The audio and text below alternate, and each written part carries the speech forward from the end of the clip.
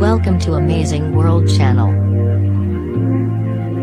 Warsaw, Poland. Women's rights groups on Thursday denounced police raids on their offices in several Polish cities that resulted in the seizing of documents and computers, a day after women staged anti-government marches to protest the country's restrictive abortion law. The raids took place Wednesday in the cities of Warsaw, Gdansk, Lodz, and Zielona Gora.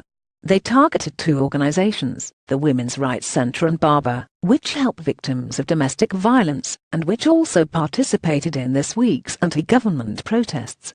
Women's rights activists said Thursday the loss of files would hamper their work, and accused authorities of trying to intimidate them. Prosecutors denied the accusation, saying the timing of the raids a day after the women's marches was purely coincidental. Some fear the ruling Law and Justice Party, led by Jarosław Kaczynski, is following in the footsteps of neighboring Hungary, when non-governmental groups have faced harassment under Prime Minister Viktor Orban. This is an abuse of power, because even if there is any suspicion of wrongdoing, an inquiry could be done in a way that doesn't affect the organization's work. Marta Lempert, the head of the Polish women's strike, which organized this week's street protests, told the Associated Press. The women's groups said they were told by police that prosecutors were looking for evidence in an investigation into suspected wrongdoing in the Justice Ministry under the former government. At the time, the Justice Ministry provided funding to the women's groups.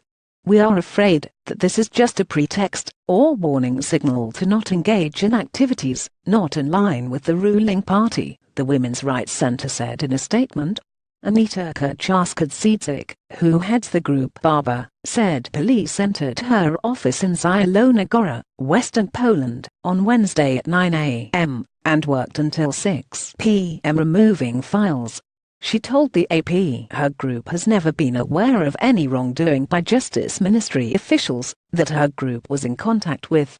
She also said she now expects to have problems continuing her projects due to the loss of files, and is also concerned because the documents contained private information on domestic abuse victims who have sought the group's help. Jacek Polak, a spokesman for prosecutors in Poznan, where the investigation is being led, said the raids were part of an ongoing investigation, but would not divulge what the probe was about. He said there was no attempt to harass the women's organizations.